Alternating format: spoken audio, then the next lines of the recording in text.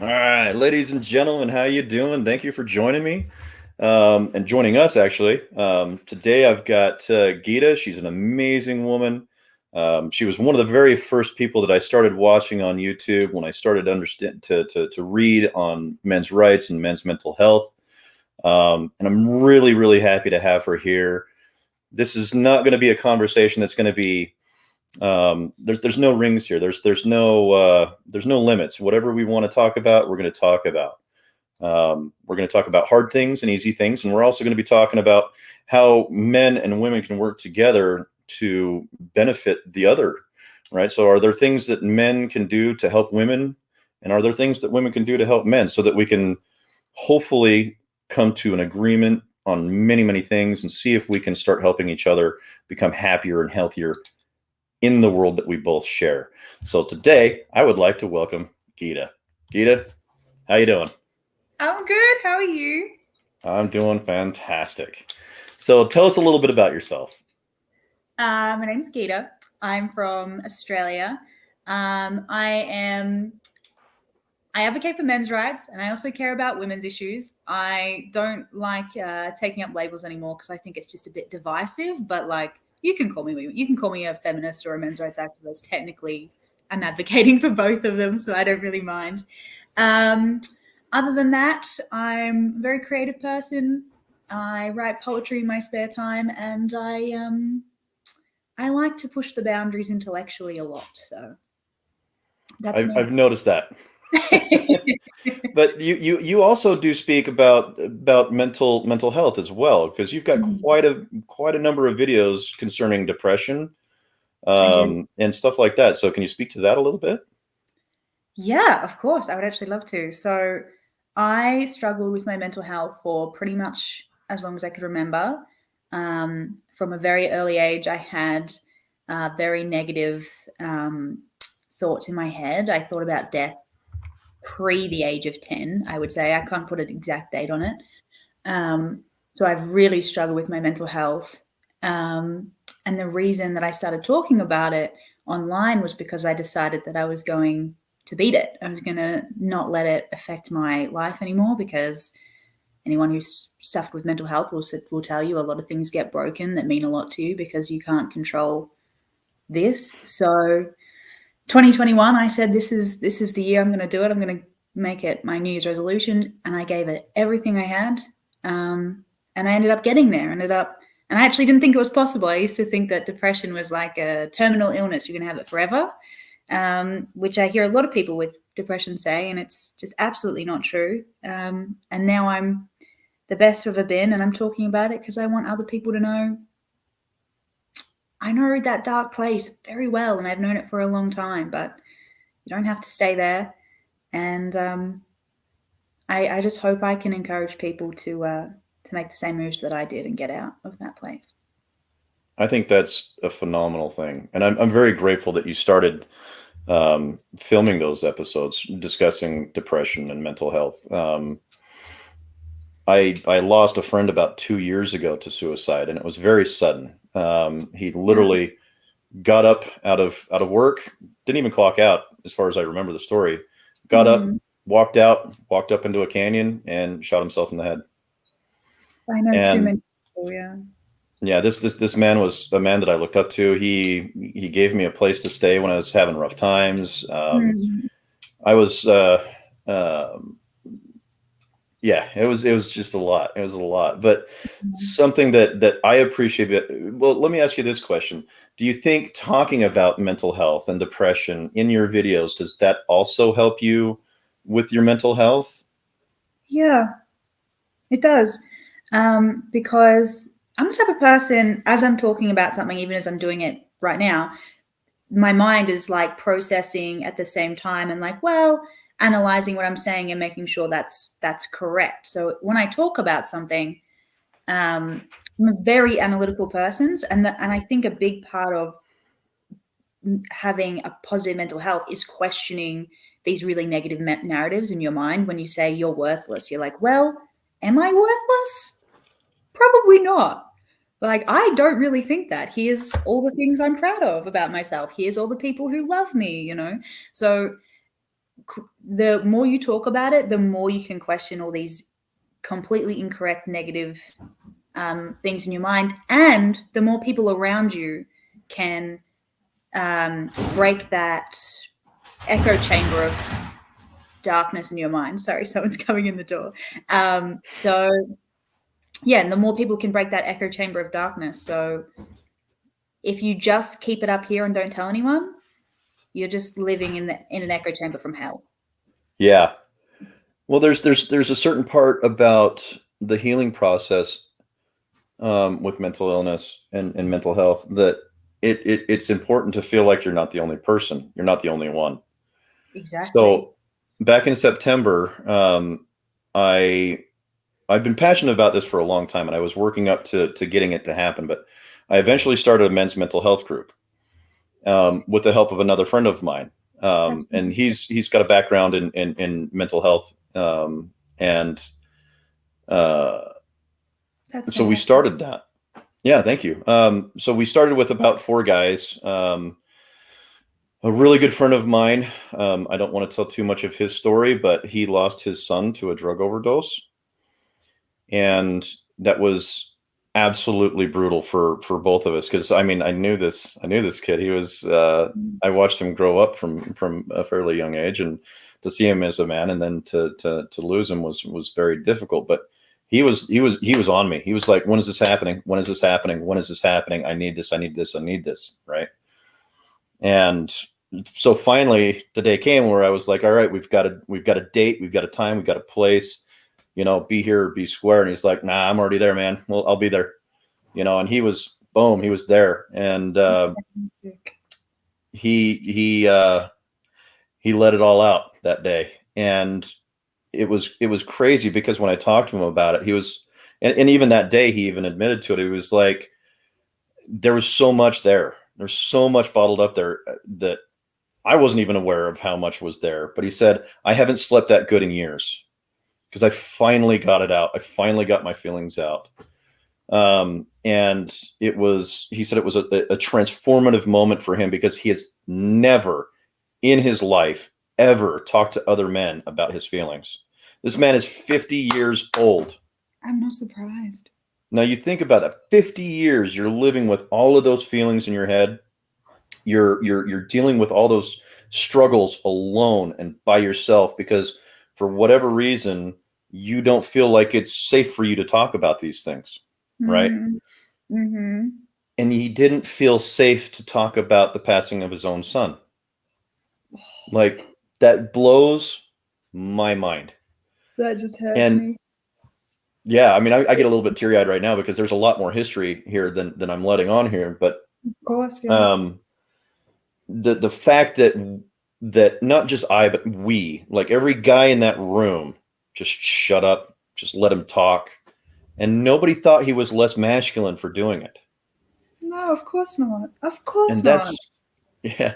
The most remarkable thing about that is that at the beginning of every meeting, right? Because I'm a little bit late because I have my personal therapy, so I see a therapist.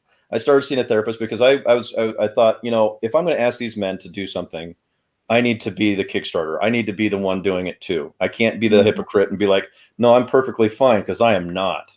Yeah. I was not when it started, and I'm still not. You know what I mean? But that has been magic. Like, I have noticed a massive difference in the connection that I have with my son and my daughter, both of my sons, excuse me, but primarily my youngest. He's 12. Super soft like I was. I'm sorry? That's so lovely. Yeah, and so I've learned skills. I've learned new skills to be able to talk to him with kindness and empathy and love, and to try and work with him to figure out life's problems instead of beating him over the head with my experience and my truths and my facts. And he has really came a long way in the sense where now he is talking openly about his feelings and making hard decisions. Like, he got bullied the other day, which is a serious problem for boys, right? And I asked him, what do you want to do? Do you want these boys talked to? Do you want them to never talk to you again? What do you want to do? Right. And he says, well, I want them talked to, but I don't want to put a bullseye on my back.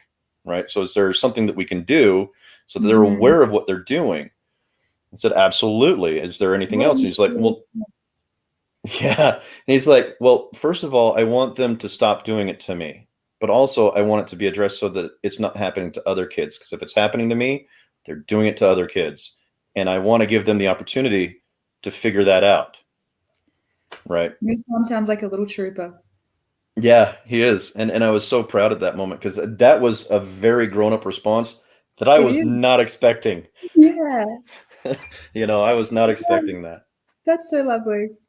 But the role that men's mental health has played in the last 6 months of my life has been amazing, and going to these Mhm. meetings every week. Oh, I was going to Mhm. say, at the first of these meetings, I always make the declaration that it's okay to cry, because crying is not a symptom of masculinity. It's a symptom of being human. It's a symptom of Yes. humanity. Exactly. Exactly. And there's no reason to believe that crying has anything to do with masculinity. Nothing. I should be able to cry and then kick some ass 5 seconds later. And believe me, I can do it. I can definitely do it. So it doesn't I do that challenge my too. masculinity. So we need to first of all, we need to destigmatize talking about men's mental health. We need 100%. to destigmatize the fact that men are emotionless beings, because we're not. And I can prove that with some pretty crazy statistics. But we Right. also need to disprove this idea and destigmatize this idea that men can't talk about their feelings just with Mhm. other men. Because most men, you Mhm. talk to them and they're like, okay, it'll get better. Because men ourselves we are uncomfortable around men who are emotional. Yeah. Right. So Yeah. we see a guy that's crying, and most of us are like, I'm going to leave that dude alone. He's going through something. And that's kind of weird because we're not used Yeah. to men crying. Well, Yeah. to put it in plain English, that needs to fucking stop. I agree. I Uh, 100% agree. but there's a lot of stories that I'm hearing from these men that have just absolutely struck me to my core. Mhm. And one of the comments that I made to him, and I'd love to hear your opinion on this, because I would love to hear the female perspective here. I made a comment this last Tuesday, and we had a newcomer come. He's 28 years old, roughly, Mhm. and I made the comment. Oftentimes, men feel like they are the emotional anchor of their family, which means they are bound and restricted by this idea that they are the emotional anchor. Whereas if they lose their shit, the entire family is going to fall apart, and that's how Mm. they feel. So they never feel like they can emote, like they can't talk about their issues, because they're dealing with everybody else's. The wife's had a hard Mhm. day at work, the kids are having a hard day at school, they've got to do homework and sports and all this stuff. If dad Mhm. breaks down, they don't know what's going to happen. Yeah. So sorry. um and many men feel that way. I mean, every man in that room felt that way. Yeah. Whether that's true or not, I mean, we could have a discussion about that in a debate, but we can't have that debate about the fact that men do feel that way. Yeah. So, do 100%. women feel that way? Do women feel that way? Yeah, I mean, are we mutually suffering in our own hell, not talking about it? You know what I mean? I can't speak to how women feel about that. I'm just trying. I know that I feel that way, but I also know that I have a lot of personality traits that are stereotypically more masculine than feminine. Um, and I do take on this. I would say I take on the role of protector in most of my friendship groups. I think if you ask my friends to list 3 words about me, they would all list protective as one of them. Um, so I definitely see what you're talking about in like my grandfather, my uncle, um, and some of my mates. But do I see this with girls? You know what? I want to say not nearly to the same extent, at least, because girls have when we come together, it's all if you're not okay, tell us how you're feeling, talk about it. We'll help you, we're here to support you. The sisterhood is here. And that's great. I'm not saying that's a bad thing. It's great. It's definitely helped me out before. And, I'm definitely going to go to that circle of girls to help anyone. But I have noticed, especially in the past year when I've been talking about men's issues, if I notice that one of my guy friends or a friend of someone who I'm friends with isn't okay, you can't just say it outright in the room. I go about it much more delicately, I would say. I'm like, have you talked to your mate? I think something's going on. Or should we have a chat? Or I wait until they're alone. Do you need to talk to me about this? What's going on? Whereas with girls, you can just be like, what's up? And I honestly, I remember when I was in high school, one of my guy friends said to me in year 12, which is the last year of school in Australia, he said, when a girl cries, everyone comes to see if they're okay. He said, when I cry, everyone thinks I'm weird. I remember saying, you see the crowd part. Yeah. And I remember him saying it and being like, well, that's true. That's 100% true. But also that's not true here. You can come and cry in front of me. I'm not going to judge you for that.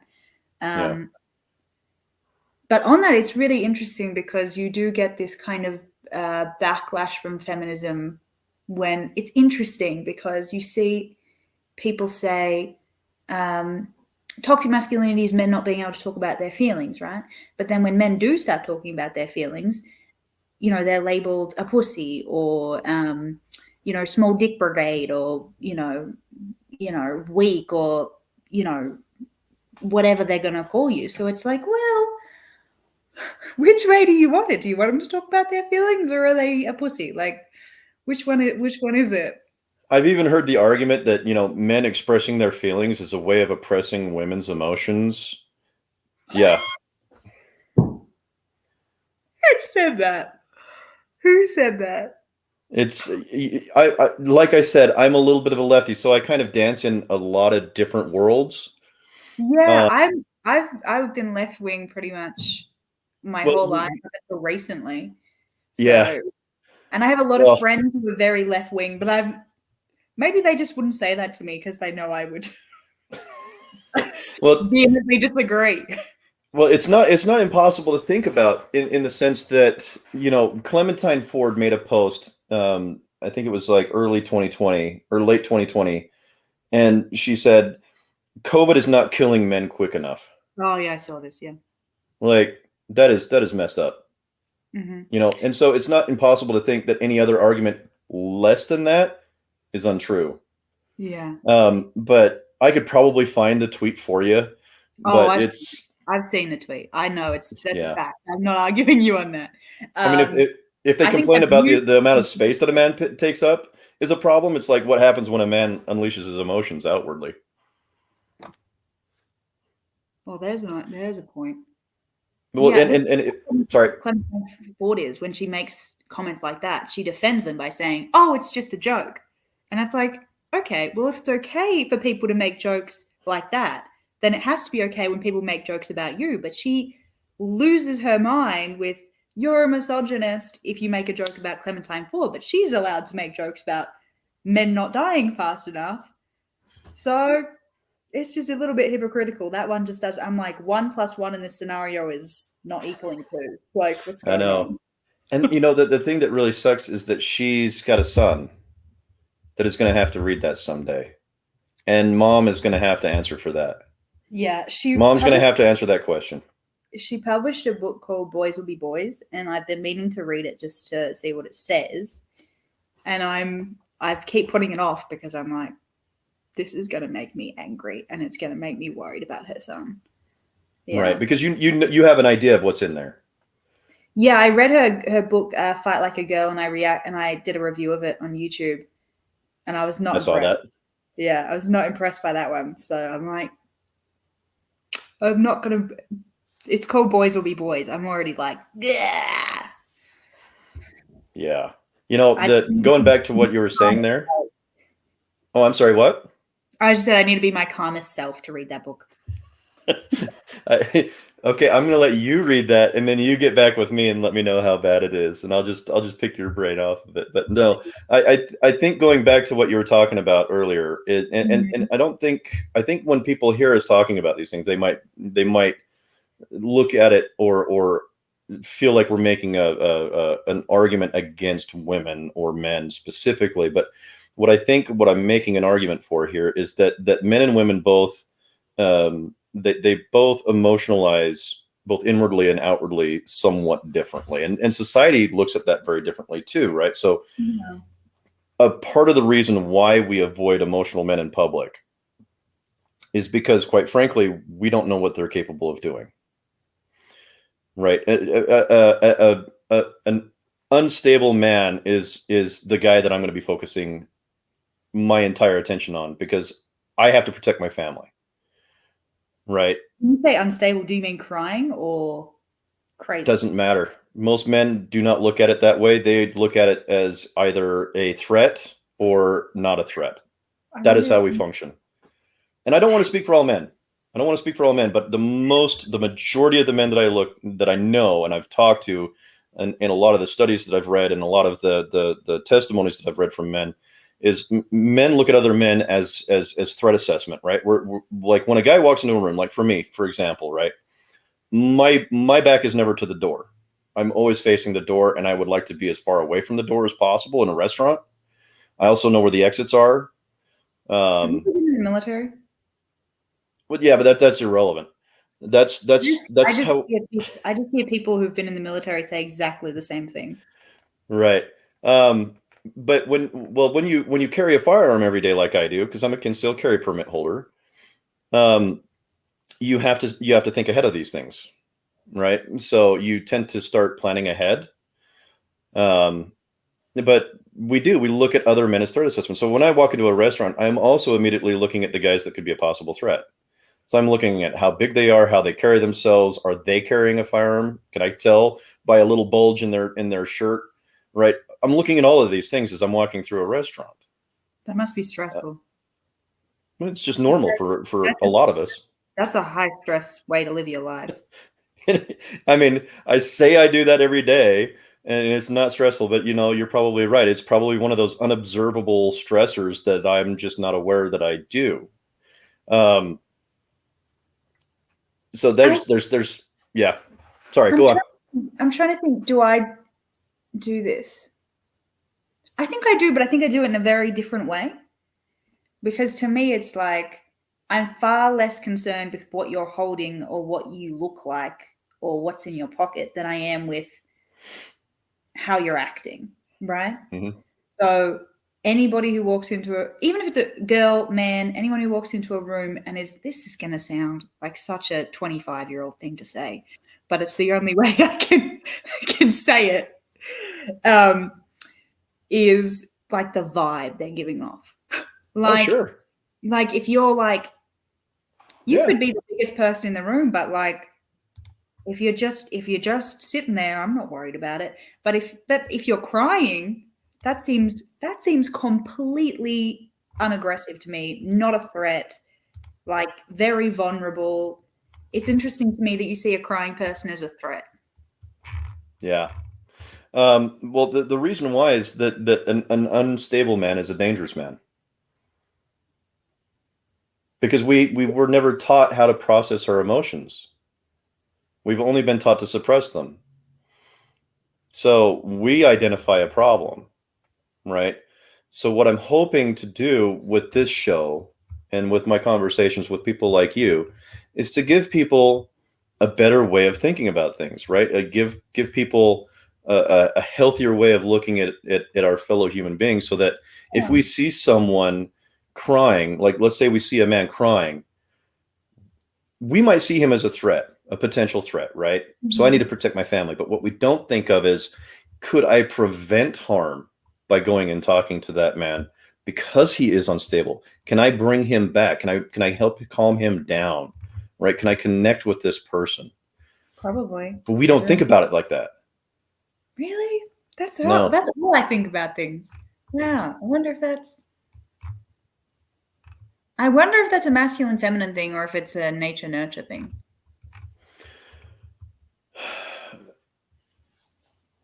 I think so. So something that Warren Farrell says in both The Myth of Male Power and in The Boy Crisis is men are unpaid bodyguards. So Oh, we are expected to protect our family, our community, our country at all costs. yeah. And with our family, we are unpaid. I mean, we're not paid with anything, you know what I mean, except for maybe love and affection and appreciation. But If you're family. right, Not right, everybody right. So what I would hope to do, and I'm just kind of perusing through the comments right now, but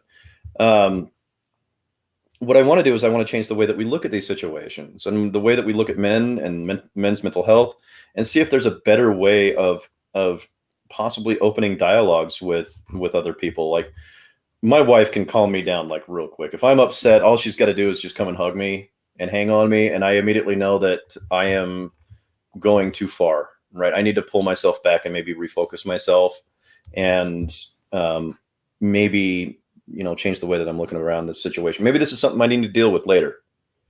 You know what I mean? Let's suck up the feelings for now. Let's get the job done, whatever we're doing, and we'll talk about it later. But that a lot of men do think and do feel that when we see an emotional male, that is a problem, because I don't know how you're going to act. It's so interesting to me that you say this, because I'll have to ask my friends about it, but I don't know that my guy friends see things the same way.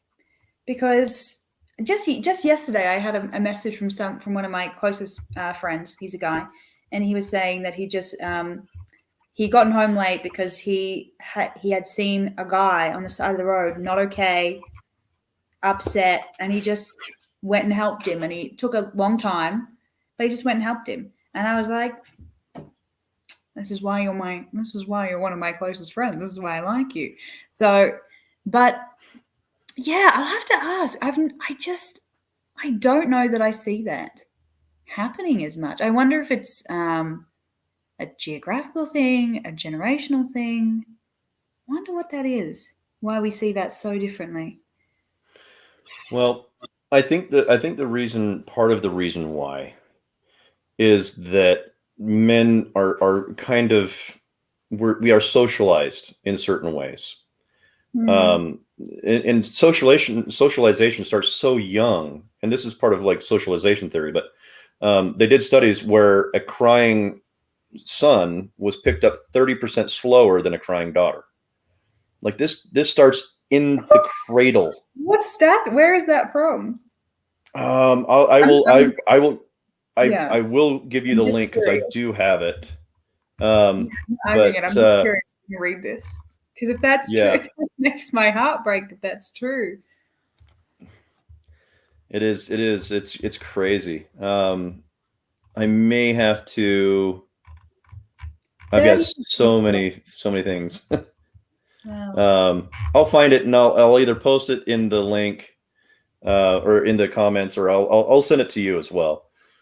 But there's so many studies out there, but none of them really kind of touch in depth on men's issues.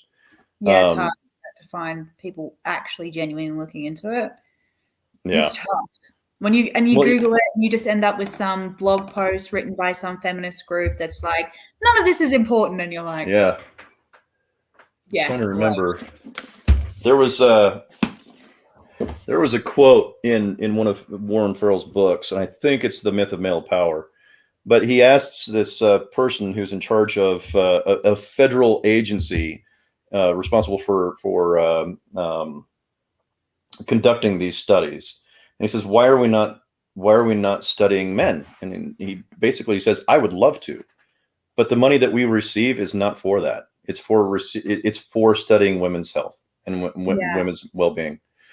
It's And interesting to say this. sorry, I have to finish this one thing, though, is that I don't have a problem with women being studied in this sense, because I want them to help too. I want them help too.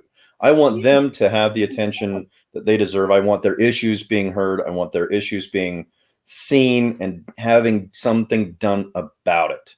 Absolutely. Because I've always professed, to be a men's rights activist, you must be a feminist. They have to go hand in hand, Yeah. right? But when It's I not see those things, right? No, it's not. It's like, one of us doesn't kneel for the other to need to feel taller, right? Someone should put that on a bumper sticker. That's a great quote. I don't even remember where I heard that, but I bet you I'd be willing to bet I heard it from Warren Farrell. But yeah, one of us doesn't need to kneel for the other feel taller, right? This is not a mutually exclusive relationship where it's a binary good or bad here. It's not like women good, men bad. It's not. It has nothing to do with that, Yeah. right? So when we look at men and women and the interactions between those, and I want to make take a special note here. I'm not including some individuals because I can't speak for them. I don't know enough information about trans issues. I don't know enough about, other issues. I can only speak to what I know. That doesn't mean I'm trying to exclude folks that are trans. I totally don't want people to feel like that. I would love to hear from you. If you have any links to studies or anything like that, I'd love to be your advocate in this conversation. But getting back to it, crap, where was I? We were talking Oh, about man. how to find studies for men because there's no money for it. Oh, yeah. So the things that hurt women are often done by men, right? So you talk about sexual assault, violent, domestic violence, just anything that happens to a female that is violent is generally conducted by men. And it seems to me a very silly idea to exclude those opportunities to help men, which would reduce the opportunities and the events of harm that those men place upon women. Like it blows my mind that we're not focused on men's mental health so that we can help diminish the number of events and occasions where men are hurting women. Yeah. Because mentally healthy people generally do not go around hurting other people.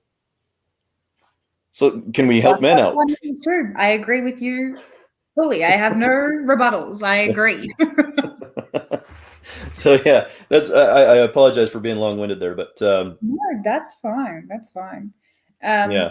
The one point I wanted to make when you're talking about no studies being done for men is I was recently talking to the co-founder of the only domestic violence shelter in Australia for men, and he was saying there is just not $1 for a domestic violence shelter for men. There's just not $1.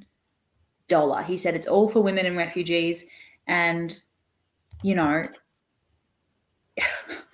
like that's just I just can't fathom that in my mind because I seriously challenge anybody who thinks men are not victims of domestic violence to actually just start asking men around them, just start and just really genuinely listening to their stories, because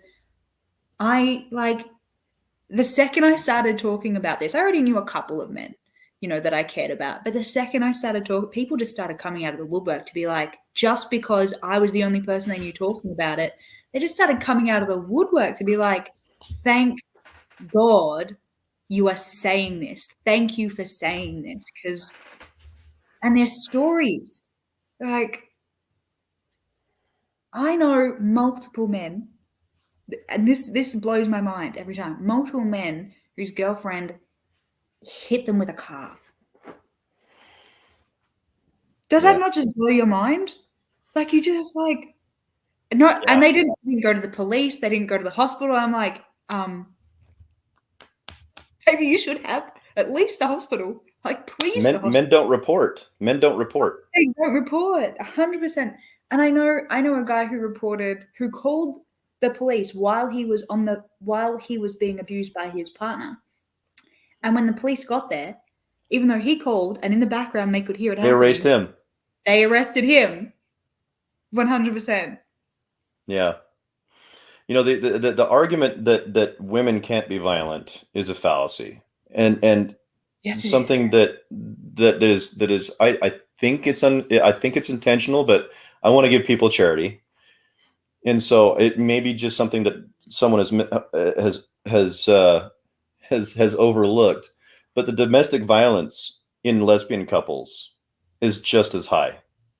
Yeah. It's Yeah. just as high as heterosexual couples. Yeah. But There the was ones who harm least are gay men. I haven't So looked into that, but it wouldn't surprise me if it were true. yeah, Wouldn't surprise me if it were true. I did recently read a study saying that most domestic violence between couples is it goes both ways, but they also found, and I'll find the study later and I'll link it down below in the comments so anyone who wants to see it can see it. But they also found that it was usually initiated by women. So the best thing that you can do in a relationship is not be violent, and you drastically lower the risk of someone being violent to you. yeah. I'll link the study down below when I find So it. the study that I remember, said that I believe it was 40% of non-reciprocal domestic violence calls were instigated by the female. Yeah. Now, people will say, well, that's 40% are female, but 60% of those are male. That's not the point. The point that it is that it's happening. Like I 40% is not a small number. It's not. And again, these are only the men who are reporting that this is happening. Like when we talk about anything that's happening to women, right? Sexual assault, domestic violence, we always remind you these are only the people who are coming forward. There's more than that, right? But then we talk about men's issues and we're like, oh, well, that's all of it. Yeah. Yeah. Now, Wolf put up here, let's address also some women will accuse a man of sexual assault if he doesn't bow to her like a dog. I don't know a single guy who hasn't experienced that on some level. Define bow to her like a dog. Do you just mean like do what she says? Yeah. Just as punishment? Controls him with his children. Yeah.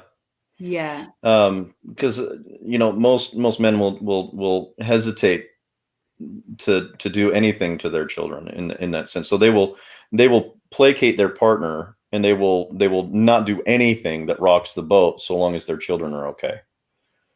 Women will do that too. There's look at all the domestic violence that has happened on women, and women tend to not leave because they're afraid for their children, they're afraid for themselves.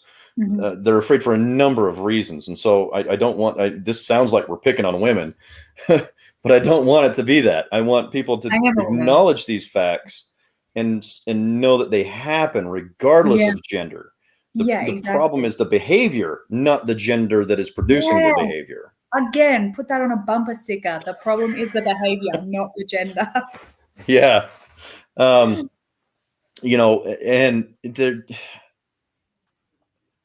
there's so many. We should probably take this back to the beginning again, because we're going to get really far off of where I wanted to start. But to address Wolf really quickly, yes, that is a serious issue, but the numbers on that will surprise you, Wolf. They're almost 50-50.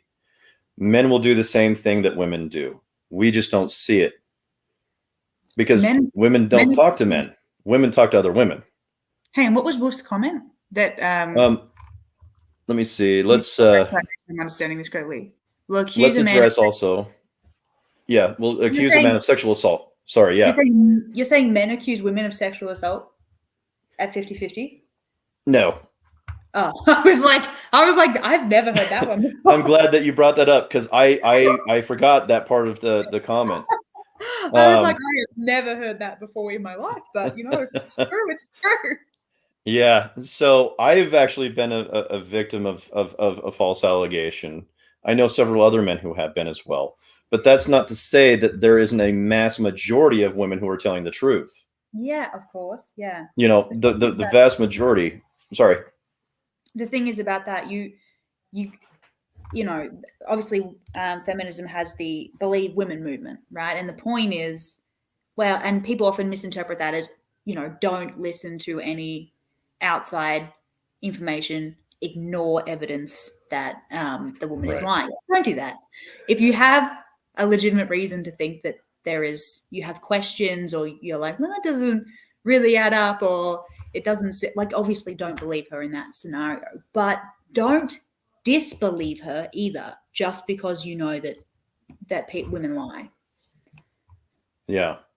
And the fact is that, there's tons of statistics out there, and they're all disparaging. They really are. They're really depressing to read. But what we do know is that men underreport almost everything. Men underreport rape. They underreport sexual assault. They underreport suicidal ideation. They underreport physical abuse. They underreport sexual They're abuse. afraid to say it. Yeah. The numbers, if they assume, like I've read some articles, and the numbers, if they assume the number of men who are not reporting were actual, the number would be really concerning. It would be almost close to 50-50. Yeah. Like I myself I have been sexually assaulted at parties and didn't care because I'm a guy, right? Somebody's grabbed my junk at a party. Yeah, not even kidding. Like I've had women walk up to me and grab my junk at a party. And I'm just like, what are you doing? Like, leave me alone. I didn't ask for that. And then I go on with my night like nothing happened. Right? I've Do you had think women. that's the way that do you think you've been conditioned to react that way? Absolutely. Or, okay, good. We don't value our bodies the same way women do. By and large, we just don't. Because we see our bodies as tools. Slap that woman in the face.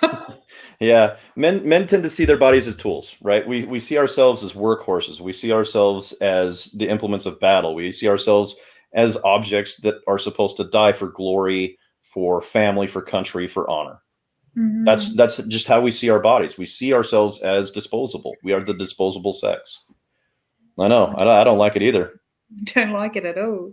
But if it comes down to it, though, Gitta, I would rather give my life for my family and my wife and my children than I would ever ask them to do for me.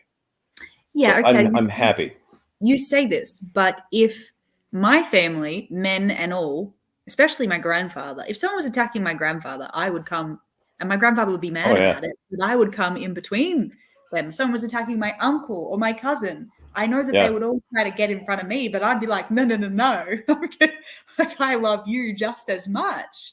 There's that protective instinct in me coming out again. But well, that my second wife would absolutely be along with you in that.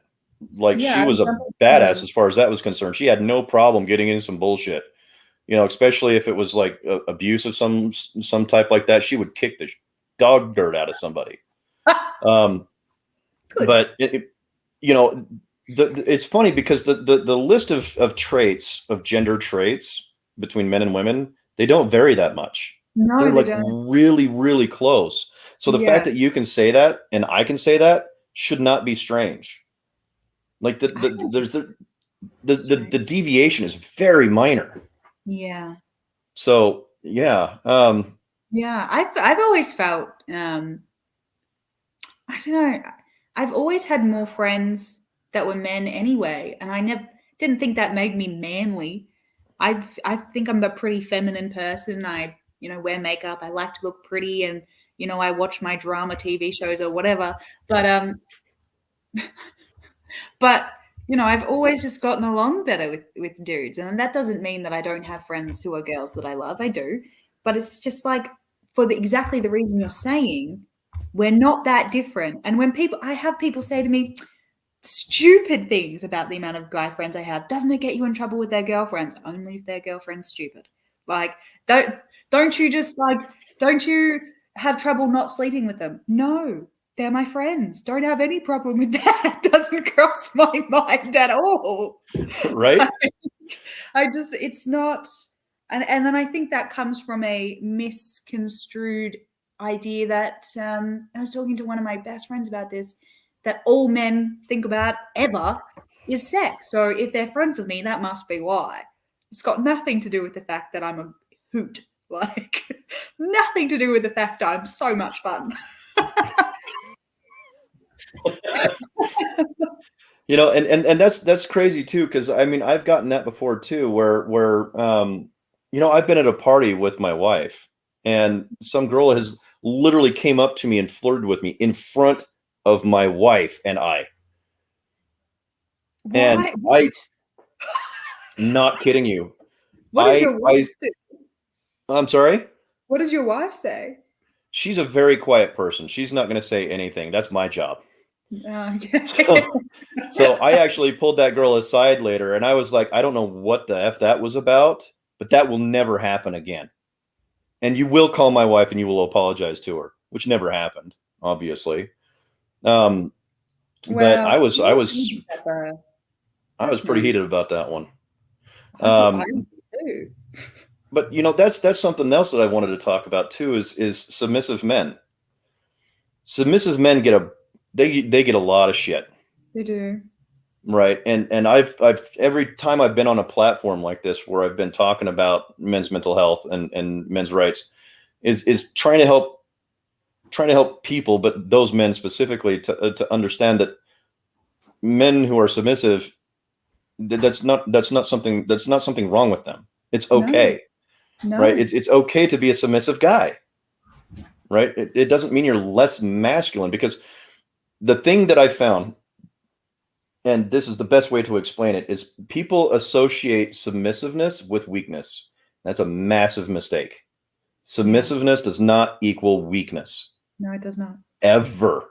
Some of the most No. strongest people I know are submissive. Yeah. You know, It's just a different way of dealing with adversity. It's probably a calmer, more reasonable way of dealing with adversity as well. right, Maybe right. I'm not a very submissive person. I'm quite a No. I'm shocker. But sometimes I wish that I was. Sometimes I'm like I could be calmer. I Yeah. could be a little bit more measured. Well, I think we all can. Like men like me, we have a tendency to bulldoze through situations without understanding the implications of our actions, and then we find out we either upset a lot of people, or we didn't Mm. do something right, or we didn't address something correctly. It's super frustrating, to be a guy, and then being like having to be reminded that you're also a human being and that you need to be mindful of other human beings. you know it's being a guy is difficult some days, but Yeah. it's a rewarding journey. But no, but because I think submissive women get a little bit too much shit too, to be honest with you. Yeah. Um, big, I think they're I, sweet. I really like yeah, them, submissive people in general. I just really like them. And I find that, I'm less dominant around them because I'm like, you I don't guess have I to be. don't have to be, right? Like I Yeah, don't feel the need to protect myself as much because that's where that like aggressive, assertive, it's a protective measure for yourself, So when you're right. talking to someone who's, submissive, as you say, or maybe I can think of a better synonym for that, like calmer, gentler. You don't need to be that. I don't like the word aggressive, assertive person anymore. You don't need to be quite so bold, as my cousin likes to call me. Um, because there's nothing to protect yourself from. So I feel like a better version of myself when I'm around them anyway. Right. Well, from a male's perspective, um, I don't have to worry about you. Well, first of all, I don't have to perform for you, because sometimes when men get into groups, we have to perform to make sure that everybody knows we are not to be messed with, right? So there's a little bit Ah, of male performativity there, I can which, yeah, which again is a socialized behavior. Um, because if we feel that there's a weaker individual in the group, we may pick on them more, or now I need to protect that person so he doesn't get crapped on too much, so now I've got to do twice the work, Oh, right? I do get protective of people who are quieter or gentler. Right.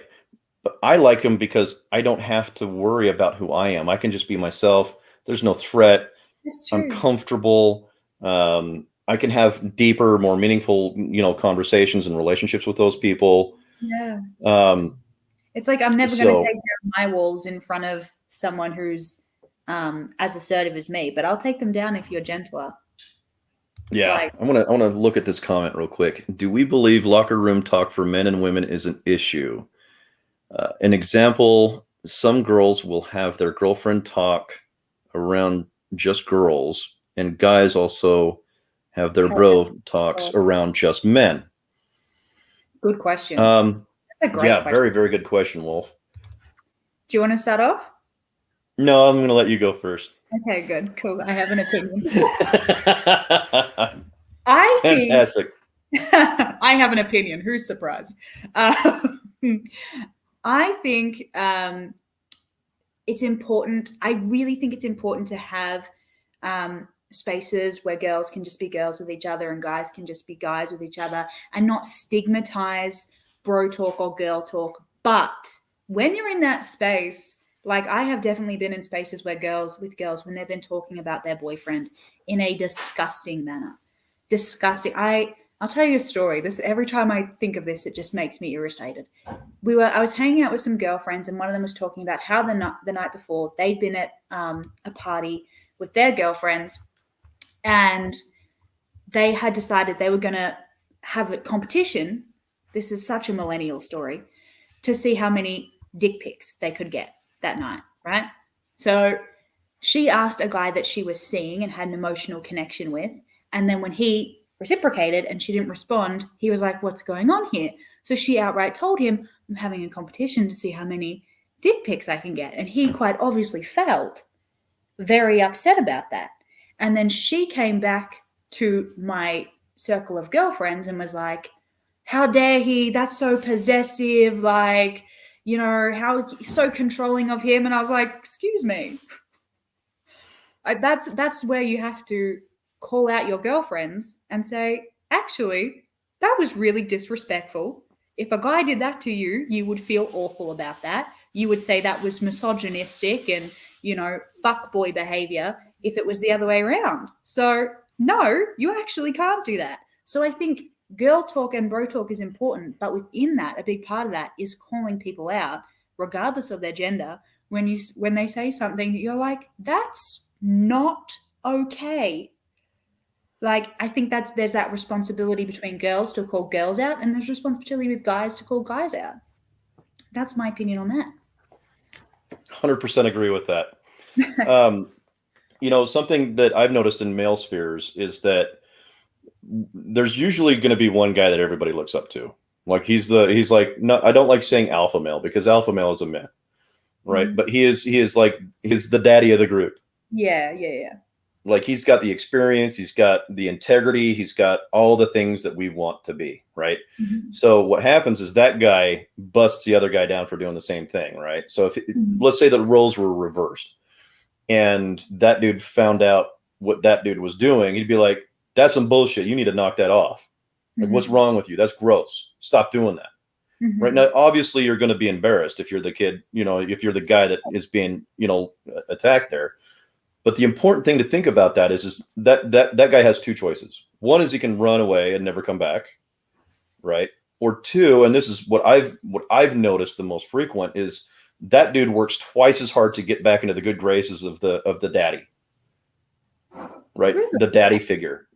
Wow. Yeah, because he doesn't want to be the outcast of that group, right? Because a lot of the times he's already emotionally invested into that group of men because he trusts them, right? That's really hard for men to find, is groups of men that they can trust. And so if that happens, you're immediately bringing up the value of not just the men in that room, but the conversations that happen in that room. Wow. Right. So now you've just set a boundary for every guy in that room. Watch your damn mouth, because I will not tolerate this bullshit. Yeah. Right. Yeah. And that's what your girlfriends are doing when they do that too. They're like, "No, we're not going to tolerate that. That's some toxic ass behavior." Right.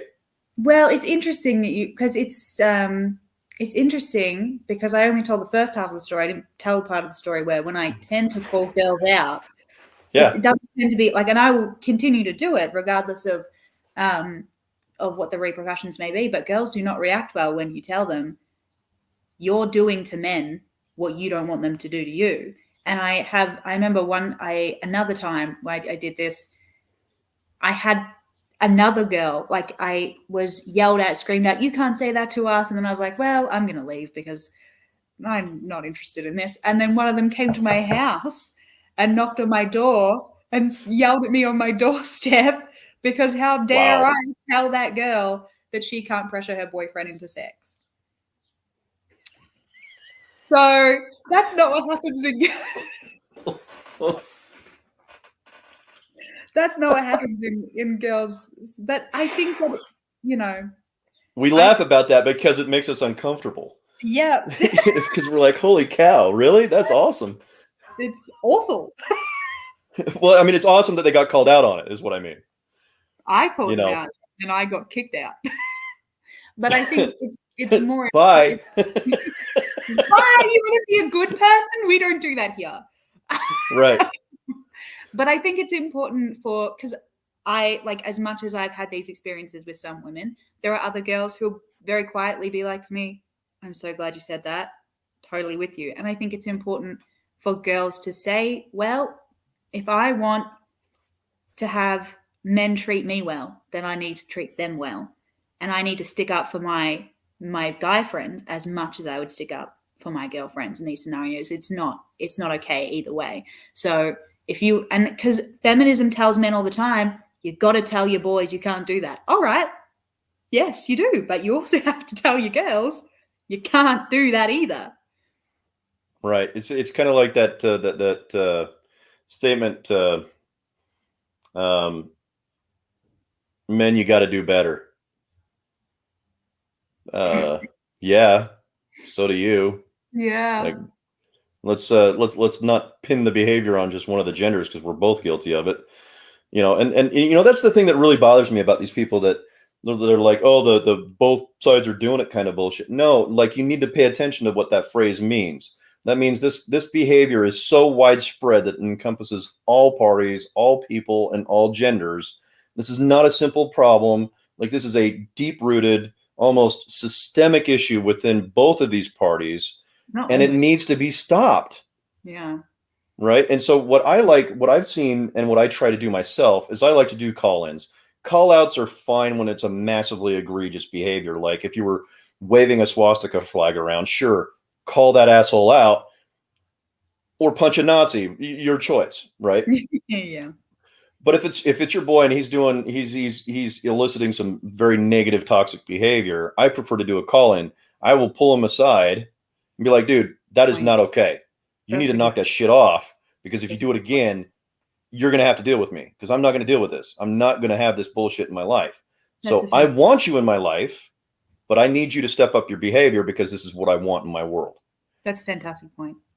But if they do it again, the bets are off because once is a mistake, twice is a behavior. I'm not going to have it. So if they do it again, it's a call out, immediate call out. It's going to be like, look, I already talked to you about this once. I'm not going to ask you again. Knock it off because the third time it's not going to happen. You'll be gone. I'm not going to have you here. 100%. Right. Sorry. That's a really good point. So I like to do that. I'm sorry. I don't mean to be cutting you off. I think there's a delay. I don't mean to be cutting you off either. Go ahead. Go ahead.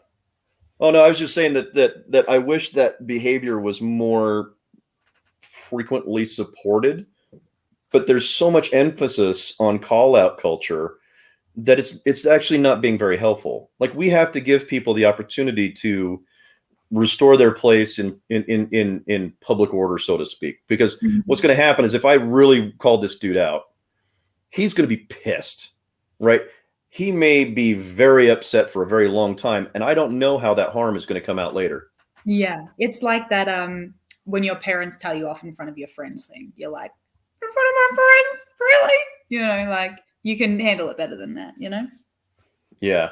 That's I got a nod here. Let me read his comment real quick. Are 90% of the problems of male misogyny the fault of females who raise males? Moms, sisters, aunts, grandmothers, female elders, female family friends. Why aren't females raising boys better? I think that's a very controversial question, Anon, and I love it. Yeah, there's so much in that question. I think the simple way that I want to discuss that really quickly is that there is an underrepresentation and an underwhelming necessity to have fathers and men in children's lives. And we provide valuable life skills for boys and girls, right? Mhm. For boys, we're teaching them how not to behave. We're teaching them how to behave. So in this instance, you know, let's say that one of your kids, let's say he's a boy, right, and he's doing some really nasty shit to the girls at school, right, pulling their ponytails, being a bully, right. We need to tell them that that's not the correct behavior. We need to show them that that is not how you treat women. I've talked to my son. My son hasn't actually done that, but I've talked to him about that because we have preemptive conversations, right? And Mhm. so I say, you know, if you ever see this happening, you need to call that kid in and be like, hey, that's Mhm. not okay to do because you don't see me treating your stepmom or your mom like that, do you? Like I Mhm. don't treat them like that. That's Mhm. rude. That's mean, and it's not the behavior that we as men should be promoting. So I Mhm. want you to call those people in and tell them that this needs to change and that you're not going to accept that behavior, right? Mhm. So men and women can do that, sure, but there's something about boys where we attach our opinions to the way that our fathers view us. Yeah. We're the, you know, I still look up to my father in many ways. Yeah. um if he told me today that I did something that was detestable and disrespectful, I'm going to stop and I'm going to listen. I'm going to be like, okay, I don't think I did, but I'm going to hear you out. Let me hear your worst. Tell me where I went wrong. Mhm. And if I listen to them, I can either change my behavior or I can at least view it from a different perspective that may be helpful in the future. Yeah. Right. But boys look up to men so much, and specifically their fathers. Yeah. Um, you know, I've had this conversation with a couple of lesbian couples before, and I'm like, look, you guys can do a great job together, but sometimes boys need men. Yeah. Like there is a deep biological necessity for boys to perform in society to other men. Like that is our criteria because we look in Yeah. the mirror and we see that guy looks like me, Yeah.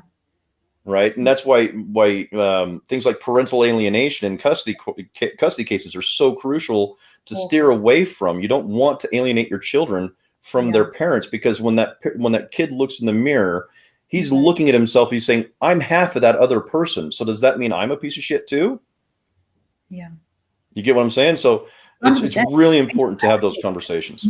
Emphatically agree with everything you're saying. There's so much research around and data around the importance of fathers in the home. So much research around it. So, I think if we I think just like you said, like a lot of the things that I've learned from positive male role models in my life is how a man treats a woman, right?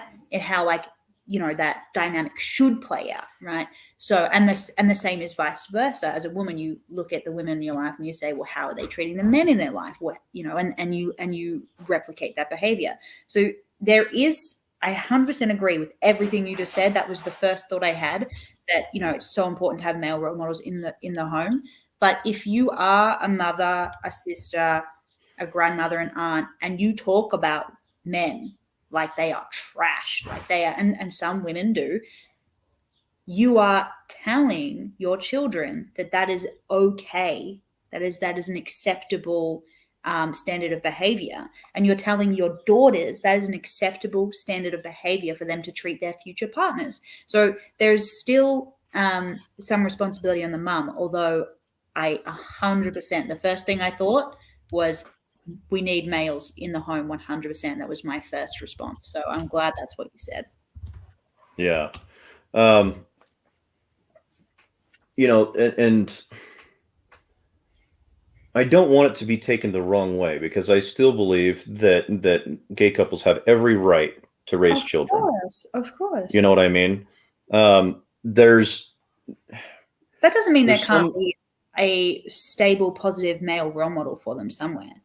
It right. doesn't need to be, dad. It could be, I mean, maybe the most positive role model I've had in my life, sorry, dad, is my uncle.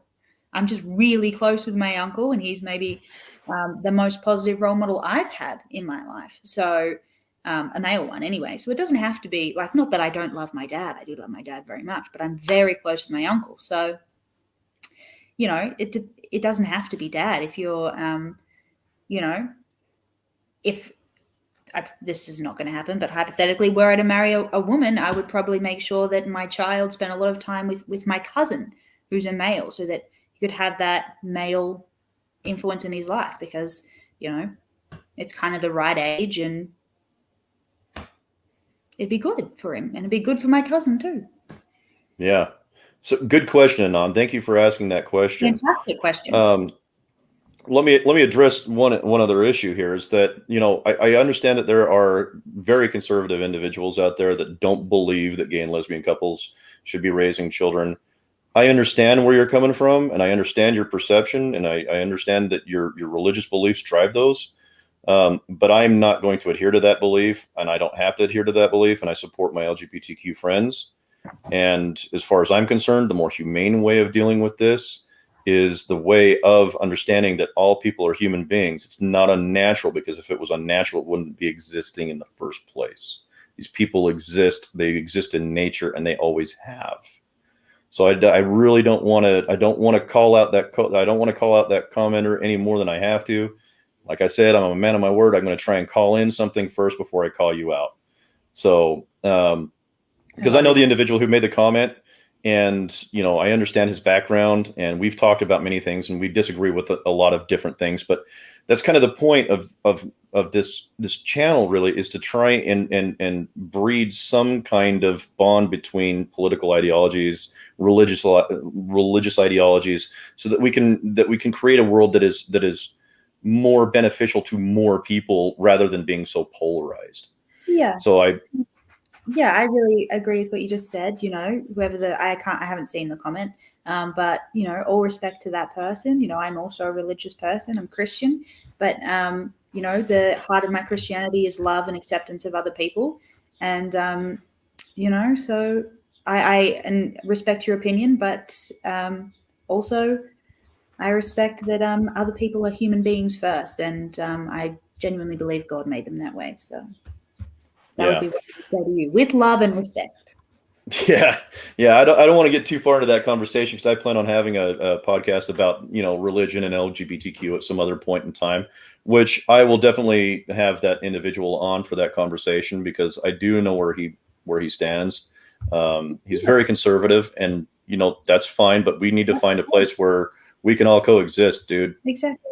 Like, we can't be polarized like this anymore, because it's killing us. It is, yeah. Build bridges. Build bridges. Build bridges. Build golden bridges. That's actually that book that I was telling you about, How to Have Impossible Conversations. It's all about golden bridges, building golden bridges.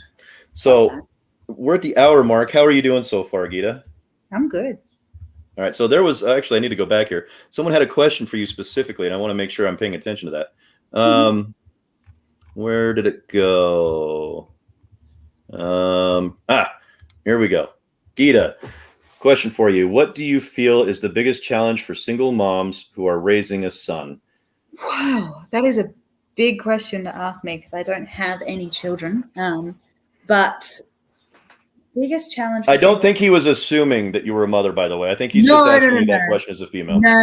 I didn't think you were. I was just saying, I just wanted to preface my perspective is coming from someone who doesn't have children. So the only thing I can do is comment on my observations. Wow. Okay. I don't want to. We can table that for later if you'd like. Yeah, I want to think about it before I answer properly. Okay. Because I don't want to say something arbitrary, like the first thing that comes into my mind. Right.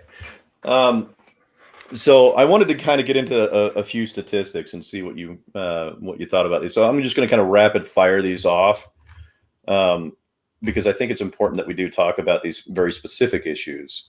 Mm-hmm. So school achievement. Boys whose fathers are present scored higher on every achievement test and received higher grades. Mm-hmm. In reading, writing, and arithmetic, the more often a dad is involved in the home, the greater the children, and specifically the boys, increase in verbal intelligence, and the better both boys and girls do in math and quantitative abilities. Mm-hmm. School dropout statistics are really crazy. 71% of high school dropouts have minimal or no father involvement. Dad-deprived children are also more likely to skip school or be kicked out. Employment. While boys from two-parent homes are more likely than their sisters to be employed as young adults, boys who are dad deprived are more likely than their sisters to be unemployed. And when they are unemployed, dad deprived boys are also less likely than their sisters to succeed as professionals. Suicide. Living in a home without a dad is more highly correlated with suicide among children and teenagers than any other factor. Drugs. Father involvement is at least 5 times more important in preventing drug use than closeness to a parent, parental rules, parental trust, or strictness, and is a stronger determining factor than the child's gender, ethnicity, or social class. Homelessness. Around 90% of runaway and homeless youths are from fatherless homes. That's a staggering number right there. Bullying. The APA found in its review of 153 studies, that's the American Psychiatric Association, found in its review of 153 studies that father absence predicts the profile of both the bully and the bullied. Poor self-esteem, poor grades, and poor social skills. Victimization, and this one hurts my heart. Children between the age of 10 and 17 living without their biological father were more likely to become victims of child abuse, major violence, sexual assault, and domestic violence.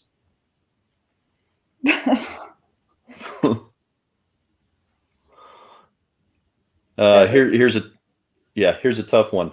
Rape. Among rapists who were specifically assessed as raping out of anger or rage, 80% came from fatherless homes. That's now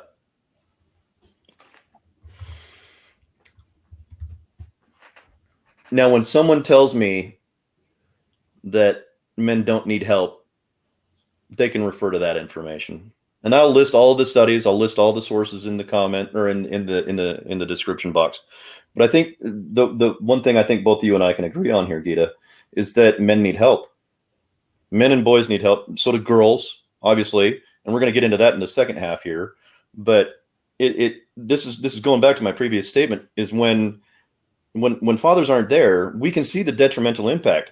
But for some reason, people like to ignore this issue. Like, why are we ignoring this? Why are we not supporting men? Is what's going on in the political sphere, really, where a lot of this information is not being diffused to the public? What do you think is going on out there that is keeping this incredibly valid information from getting out there? Because it seems to me like people are leaving this out so they can just point a finger at me. I think that when you start talking about helping men or the issues that men are going through, it is very often perceived as an attack on women or feminism. And you'll hear feminists say this about men's rights activists all the time. Men's rights activists don't really care about men's rights. They're just angry about women doing better or whatever annoying thing it is that they say. I think there's a lot of misrepresentation of men's rights activists in that sense. So it's they will troll through hundreds of articles, thousands of hours of videos to find one clip which you could use to misrepresent men's rights activists, or that one person who's an MRA who is who actually is a misogynist, and they'll use them and say, well, that person is a spokesperson. No, actually, they're not. We don't like them very much. We call them in and we call them out, as you say. So that's a big part of it. I think the narrative in feminism is that we live in a patriarchal system. So if you start saying, well, men are the majority of the homeless, the majority of suicides, 80% of people who rape men who raped people were in fatherless homes. And the statistic about children who abused, I don't remember it. I just remember it broke my heart when you read it. When you say these things, it completely disrupts that whole narrative of a patriarchal system, which is what a large proportion of feminist thought is based on. So when you're saying that, it feels like an attack. Women are like crossing their arms and being like, well, I don't think that I'm doing anything bad to men. You know, I don't have it very good on this side of the grass either, as Cassie J talks about in the Red Pill. And she's 100% right. It feels like an attack. So, you know, that when you feel like if someone is shaking the whole way you see the world, even if they're right, you're not going to want them to be, right? I think we're in this space where people are like, that can't be true because that's not what I've been told, and that doesn't compute with everything that I'm seeing and hearing. So the reaction is, well, shut them up. They're wrong. They're lying. You know, it's easier to just think that they're angry about women doing better than it is to be like, maybe I'm wrong about this patriarchy stuff. Maybe I'm wrong. Maybe men aren't okay. It's a lot easier just to say, shut up, they're a misogynist. You can't listen to them. It's a lot easier to do that. And I think we have to, the more we talk about it and the more we have conversations like the one we're talking about now, which isn't blaming anyone, you know, we're not blaming women, we're not blaming men. We're just saying this is happening. Like, let's talk about it. Let's help. Let's try and help men and help women at the same time, because when men do better, women will do better. When women do better, men will do better. We're a team here. Like, we're on the same side. It doesn't have to be, it's not a war. It's not a war of the sexes. Yeah. So, you know, I think people have to, I think a big part of it is like, accept that you don't know what you don't know. And listen as much as you're talking, you know, listen and just like, I genuinely believe most people are really good people. So just come to that part of yourself that's compassionate and wants to help people, because I think most people have a part of that in themselves, and focus on that when you're listening to what men are saying, and you might rock your world a little bit. So you still have a belief in humanity even after COVID, huh? Yes. I lost mine a little bit, and I'm regaining it a little bit. It's if you focus too much on the media, you'll lose your faith in humanity. But if you look at the person next to you, you'll be like, I think we'll be all right. Well, and I think you just nailed it. And that's what this whole channel is about. Is about connecting human beings with other human beings, and kind of foregoing ideology and foregoing opinion, and just trying to find places where we can connect. Because I've always been of the opinion that, and I don't often hear anybody really talking or discussing this major issue, but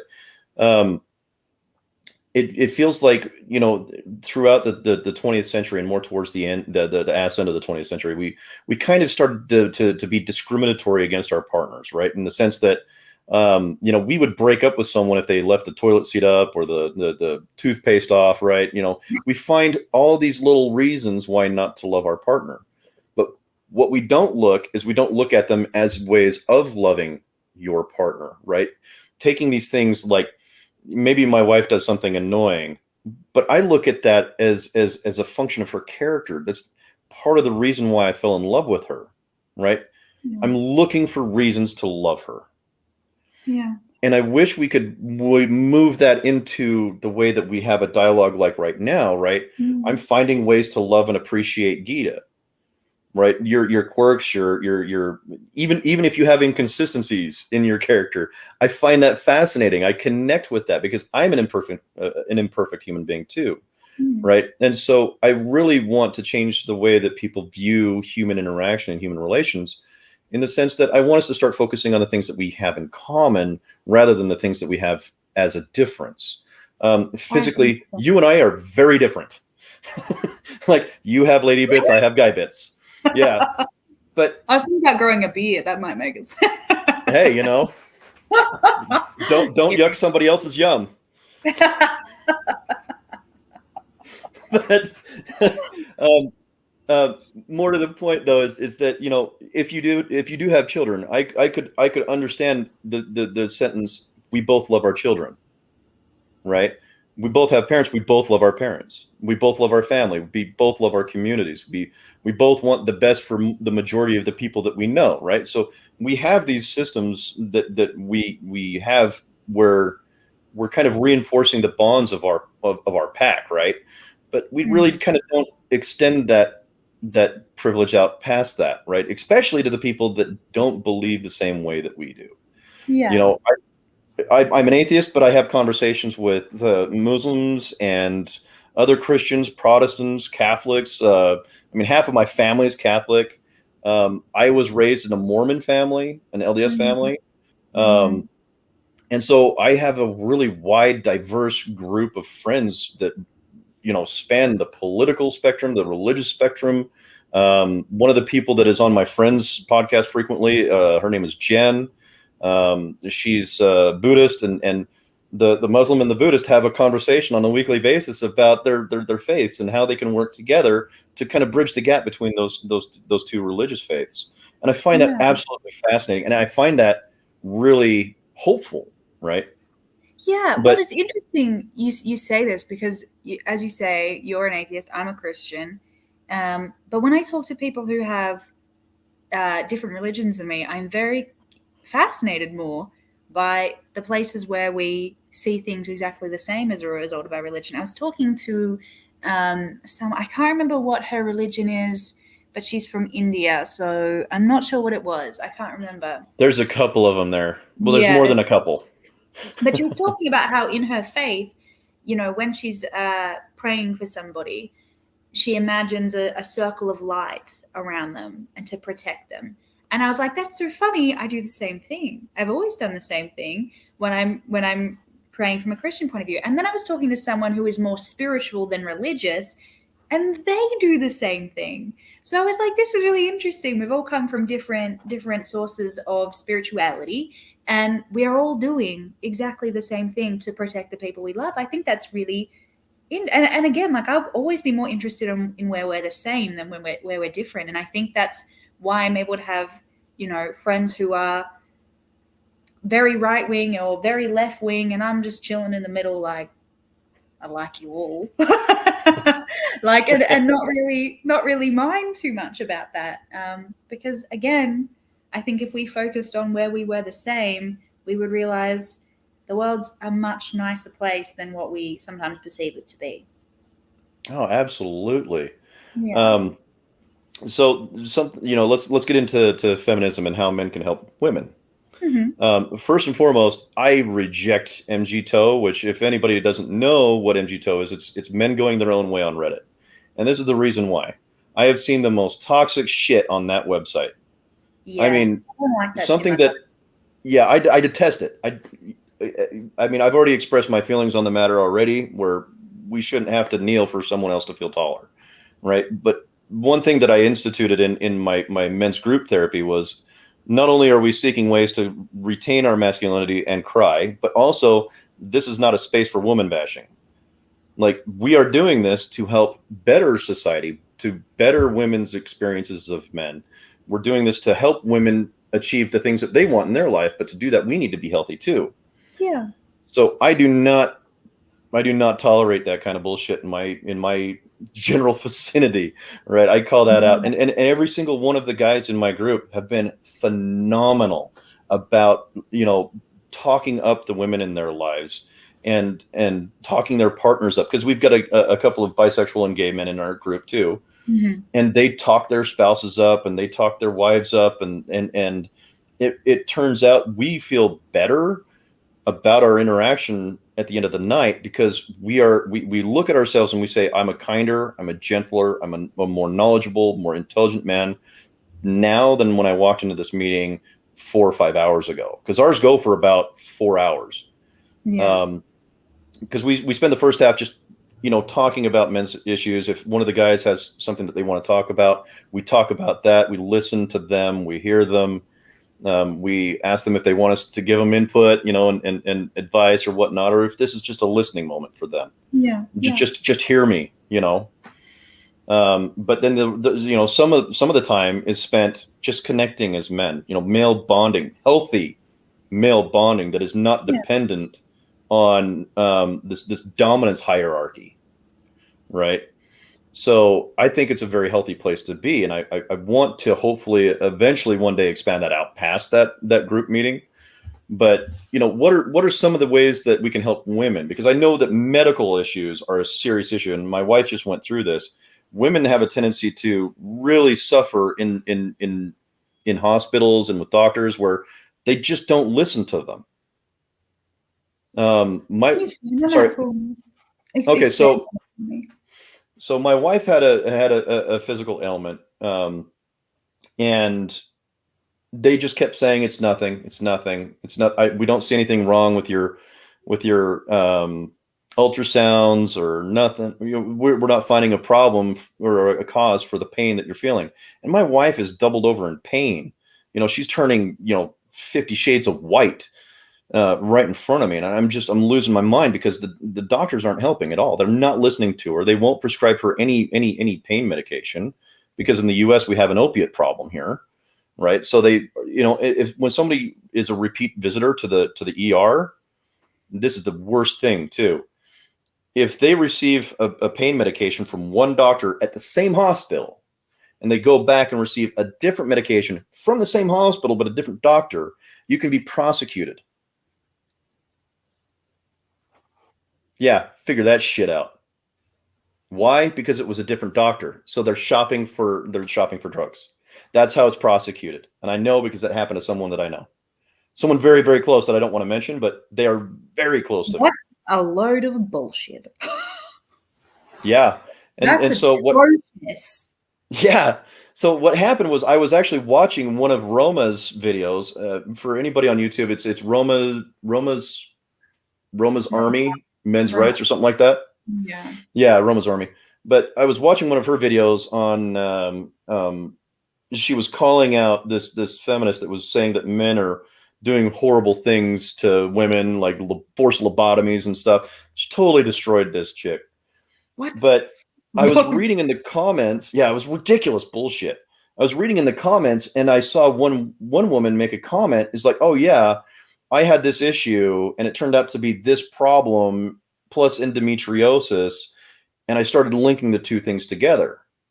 So what I did is I went on, I started doing research on endometriosis and I started looking at the symptoms, right? And my wife had every single one but one. Like Wait, every single one.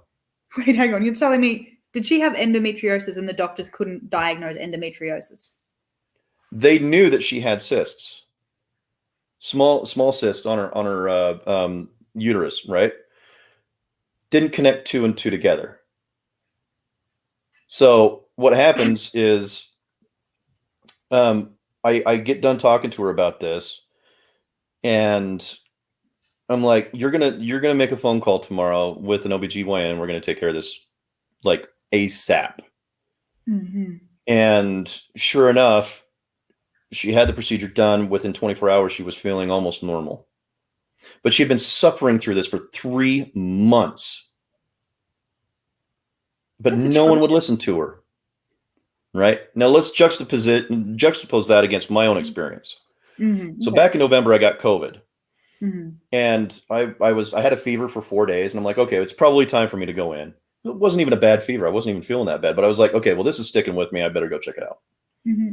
So I go in, I walk into the emergency room. It was an after hours, kind of an Instacare kind of a thing, but they have a staff 24 hours, very minor emergency things. So I walk in there. I'm like, hey, I think I might have COVID. Will you test me? And they're like, sure. Take me right on back. Sorry, I keep burping. They take me back to a room, test me. Sure enough, I come up positive. They give me the monoclonal antibodies. I'm out the door, right? Overall, it took about 5 hours. Now, my wife gets 2 weeks paid time off, right? Because she needs to quarantine. Mm-hmm. Towards the end, she tries to go get tested because, hey, my husband had COVID. I want to make sure that I'm tested and freed and cleared to go back to work. Mm-hmm. She couldn't get tested. She went to 4 different places. They would not test her because she wasn't symptomatic. Now, let me ask you this question. Mm. If you're in the middle of a pandemic that is so deadly, that is killing all of these people, and you've been exposed to it, why is that not a reasonable and valid excuse for a medical professional to test you just to make sure you don't have it and expose other people to whatever you may or may not have? Because you could be asymptomatic and still give it to other people. Why would you not why would you not test them for that? But and there could be a number of reasons, but honestly, I chalk that up to feminism or to misogyny within the medical system personally, because there's no other excuse that I can think of Well, that it's interesting you would say cause this. that. It's only interesting you say this because I know a couple of people in Australia who had to get tested for whatever reason. And, they had to go in and get an operation, and so they have to get tested to make sure you don't have it when you go into the hospital, or they were exposed to someone who has COVID, so they had to get tested. And they found it very difficult to get a test as well, because they were not symptomatic. But and they had to go 4 or 5 different places until someone said, yes, we'll test you. But that was a weird thing that was happening. But they were men, so I don't know that was because she was a woman, but I did hear the same thing happening, and I can't tell you what the reason is because it doesn't make any sense to me either. But especially in Australia, we didn't have a lot of cases. There wasn't a lot of people. Like most people I know have never had COVID. I've never had COVID. I don't know many people who have gotten it. So on that, I'm like, you can't even chalk it up to too many people need to get tested, because we didn't even have that many people having it, not like in America. So I don't know what the answer is. I'm not convinced that it's got to do with misogyny, because I know men who have experienced the same thing. In regards to your wife's story about the endometriosis. Well, and that could be a difference between the way that our countries handle these issues. Yeah, because I don't in know. our medical systems. It could be a difference there, but as well too. But that is an atrocious story. I can't, when I've gone into the doctor in Australia and said, "Oh, I've got some pain in my stomach," they've all been like, "We've got to test you for endometriosis. We've got to test you for PCOS."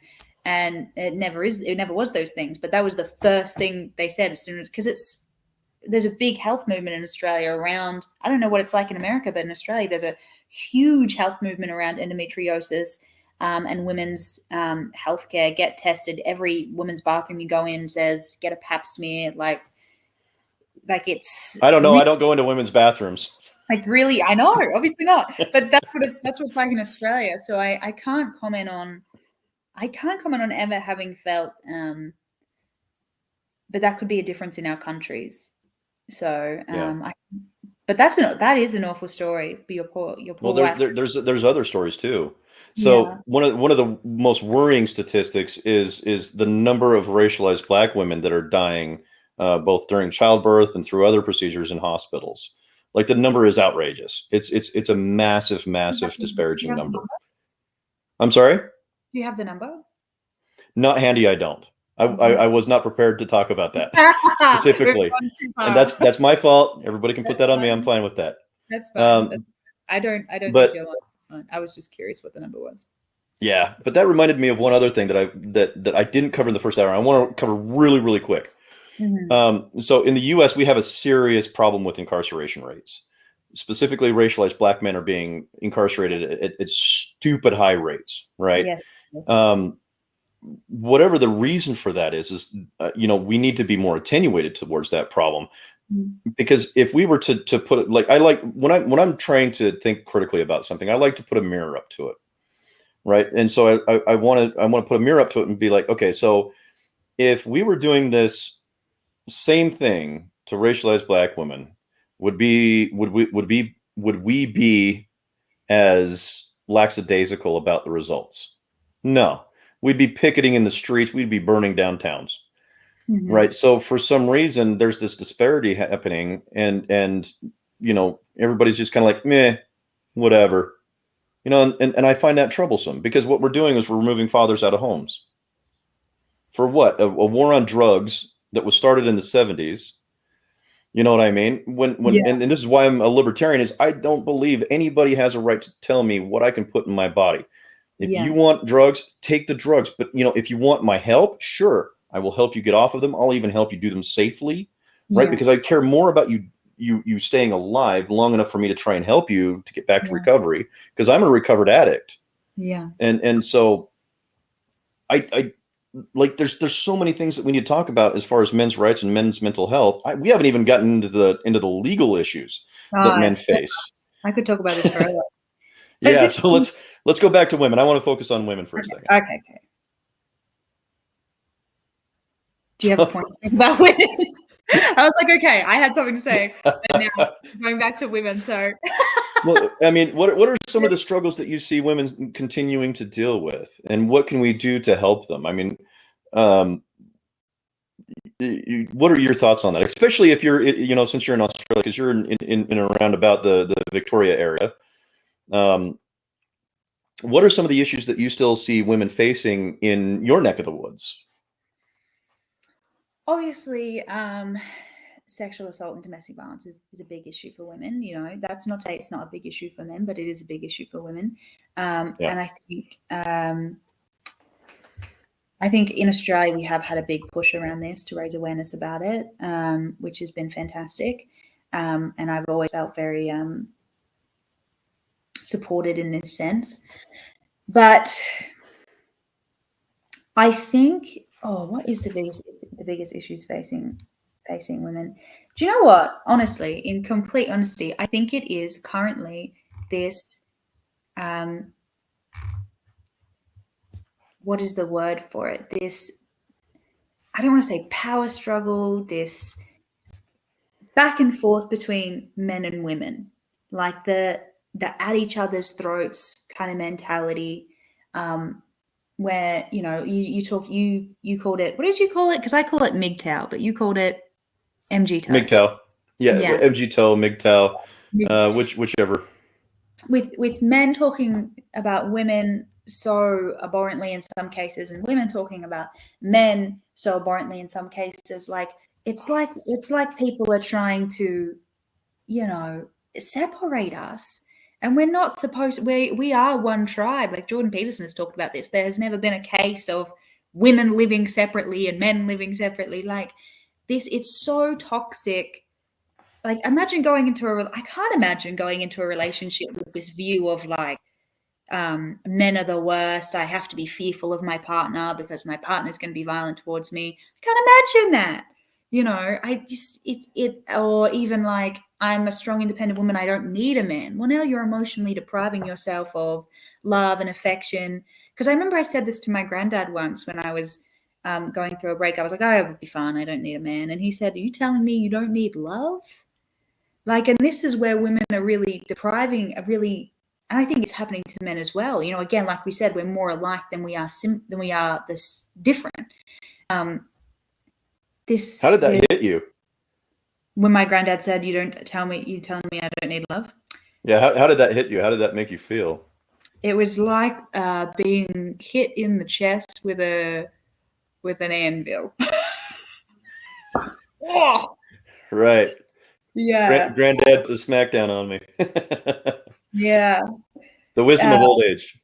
It was. And yeah, he gave me a long talk that day. But, again, it was the way he said it. Like he just said it from a place of such love and kindness and wanting the best for me that I was like, that hit me like a ton of bricks. But yeah, and I think that's been one of the biggest things that I've struggled with is, and like we talked a bit before the live, and we were talking about how I used to think that men were such emotionless beings because that's how it had been portrayed to me by feminism or by the media or whatever it was, wherever I was getting that message from. And then it just makes you interact with them in such a different way or expect less from them. If you think men are emotionless beings, you're going to accept a emotionless relationship because you think that's the best you could possibly ever get. So it's like all these misconceptions about men and the way that they interact with women and the dogfight between men and women. I don't know who thinks that's good for anyone, but it's not good for either gender. And it's not good for anybody's lives. It's not good for them socially. So that's where I see the real pain coming from. So interesting statistic is that, right now, currently in the US, and this is, the average is for this is worldwide, is men are committing suicide at 4 times the rate of women. Now, women attempt to commit suicide more frequently, but men complete more frequently. Yeah. Now that number goes drastically up. when men either lose their wife to divorce or to natural causes, so that the wife passes away due to cancer or whatever, that number goes up to 10 times the national rate. So it's not that men don't have feelings. We feel deeply. We I don't know talk this now, about it. just to clarify. I know that now, just to clarify for anyone watching. I don't think that now, but I used Yeah. to. Well, and you know, the thing that I dislike so much about MGTOW or MGTOW is that it looks to me like they're angry, and okay, that's fine, but what they're doing is they're taking things that one small group of let's say, you know, militant feminism, right? They're taking this one small group and applying that anger and hatred to every single female they meet. Which is And that's wrong. exactly what they don't want feminism to do to them. Right? So they've Right. just flipped it and done it the other way. That's, yeah, I don't like that It at all either. bothers me so much. It bothers me so much because, you know, we were talking again before this show, which I love that we had almost a half an hour to talk to each other because that was really awesome. But we both talked about our reading of the Gulag Archipelago. Mm-hmm. And we both came to the same section and we were just like heartstruck. You know, it was soul crushing, some of the perspectives in that book and some of the stories. But something that Alexander Solzhenitsyn distinctly is discussing in that book is the reason why Stalin was so successful, why communism itself was so successful, was it was able to create and drive a wedge between people ideologically, so that you no longer looked at the other person as a human being. They were a thing. They were something to be destroyed, conquered, and put out of our misery. Yeah.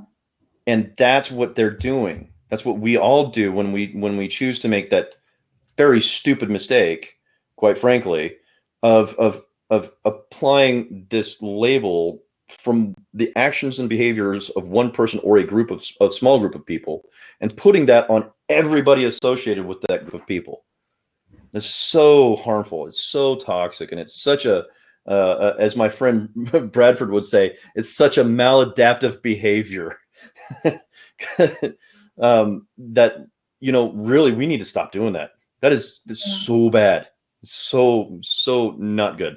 It's a maladaptive behavior to be doing that. Yeah, and it leads to terrible things. Like the more you do that, the worse the outcome is. Like people say, how could you know these things ever have happened? Well, it doesn't start out with someone being like, I'm going to put everyone in a gulag. It starts somewhere much simpler than that.